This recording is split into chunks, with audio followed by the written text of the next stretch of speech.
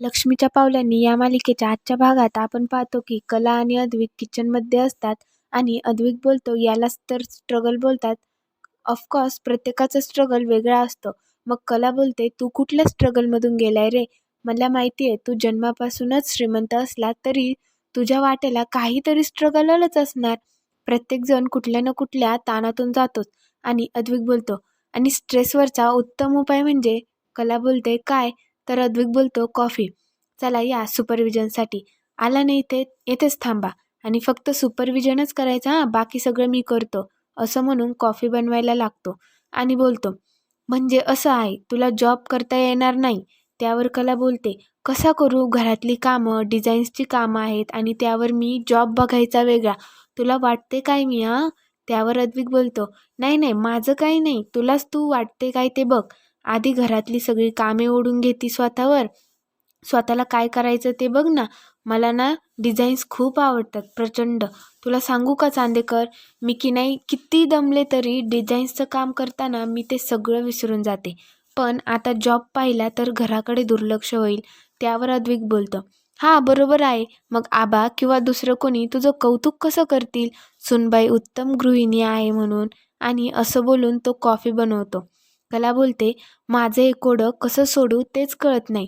त्यावर अद्विक बोलतो, करू यावर चर्चा करू कॉफी पिताना. आणि कॉफी कपात ओततो आणि घेऊन ते दोघेही डायनिंग टेबलवर बसतात. आणि मग अद्विक बोलतो, म्हणजे तुला वेळही नाही द्यायचा आणि पैसेही कमवायचे आहेत. मग कला बोलते, नाही तसं नाही आहे. तुला दिसत नसलं ना तरी खूप कामं असतात छोटी मोठी घरात. आणि तुला वाटत असेल कौतुकासाठी, तर असं काही नाही आहे. आजोबा आणि सरोज मॅडममध्ये माझ्यामुळे बराच वेळा वाद झालाय आणि मला तसं नको आहे. त्यामुळे मला जराही चुकून चालणार नाही. आणि या सगळ्यामध्ये मी जर जॉब घेतला ना तर घराकडे पूर्णपणे दुर्लक्ष होईल. मग ना ते काम होईल ना हे. त्यामुळे मला असं काम शोधायचे ज्यामुळे हे प्रॉब्लेम्सच नाही होणार. मग अद्विक बोलतो, म्हणजे? त्यावर कला बोलते, म्हणजे वाघाचे पंजे. मग अद्विक बोलतो, शिकलीस माझ्यासारखं बोलायला, जोक मारायला? त्यावर कला बोलते, तुझ्या जोकवर मला ना हल्ली हसायलाच येत नाही. आणि कॉफी पिता पिता ते अशा गप्पा मारत असतात. आणि मग कला बोलते, कसला आहे रे? मी विचारते तुला मी काय करू, पण तू जगातलं सगळं बोललास पण हे उत्तर नाही दिलं. मग अद्विक बोलतो, तुला माझ्याकडून सजेशन हवे असं सांग ना, म्हणून एवढ्या वेळची बडबड करते. त्यावर कला बोलते, तुझ्याकडून सजेशन घेणे एवढी वाईट वेळ नाही आली मला. तू आलाय माझ्याकडे मला विचारायला, विसरलास? त्यावर अद्विक बोलतो, नुसतं समोर दिसलेलं काम करत बसणं यात खूप शहाणपणा आहे असं नाही हां. स्ट्रॅटर्जी हवी आयुष्यात. आणि तुला माहितीच आहे माझ्याकडं स्ट्रॅटर्जी असतात. पण डिरेक्टली मला कसं विचारणार? कारण इगो आडवा येतो ना तुझा. त्यावर कला बोलते, इगो आणि माझा? आणि हे असं बोलत असताना सरोजला जाग येते आणि बोलते, कोण जागा आहे? हा तर अद्विकचा आवाज आहे. आणि उठते व बाहेर जाते आणि बघते अद्विक आणि कला बोलत असतात. त्यांचं मस्त बोलणं चाललेलं असतं तेव्हा सरोज बघतच असते आणि रागात रूममध्ये निघून जाते. तर मग सकाळ होते. अद्विक झोपलेला असतो आणि कला डिझाईन्स बनवत असते. अद्विक डचकून उठतो आणि म्हणतो, तू आहे काय? कला बोलते, दुसरं कोण असणार आहे तुझ्या शेजारी? अद्विक उठतो आणि म्हणतो, तू काय रात्रभर जागीच होतीस की काय? त्यावर कला बोलते, नाही नाही, झोपले होते आणि सकाळी लवकर उठले, काम पूर्ण करायचं होतं.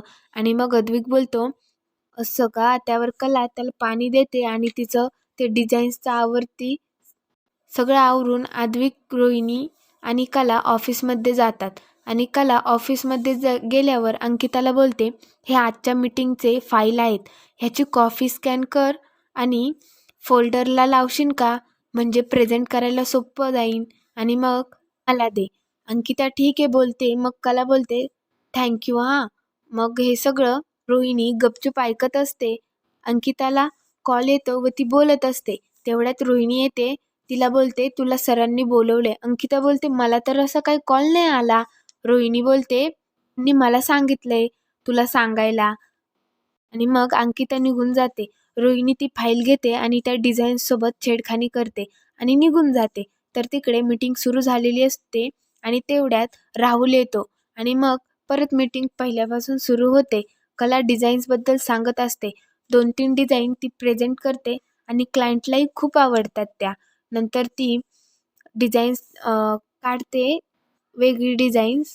ती तीच डिझाईन असते जी रोहिणीने त्याच्यासोबत छेडखानी केलेली असते. नंतर कला अजून एक डिझाईन काढते, ती पण अशीच क्लायंटला आवडत नाही आणि क्लायंट बोलतात, "सरोज मॅडम, तुमचं नाव मोठं म्हणून आम्ही आलो होतो, पण तुम्हाला कॉन्ट्रॅक्ट देऊन चूक केली का काय असं वाटायला लागले." त्यावर ऋत्विक बोलतो, "हे बघा, तुम्ही असं नाही बोलू शकत."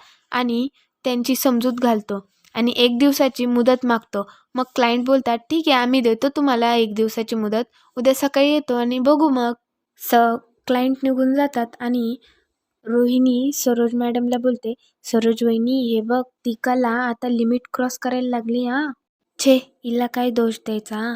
ती बाजी मारतीये कारण आपलाच घोडा लंगडा आहे." त्यावर सरोज बोलते, "हे काय बोलती गं?" रोहिणी बोलते, "मग काय बोलू मी?" चार चौघात म्हणजे कोणासमोरही तो तिच्या मागे खंबीरपणे उभा राहायला लागलाय. "अद्विक, दिस इज शॉकिंग." तर तिकडे अद्विक कलाला खवळत असतो, "हे सगळं तुझ्या अतिकामामुळे झाले," असं तसं.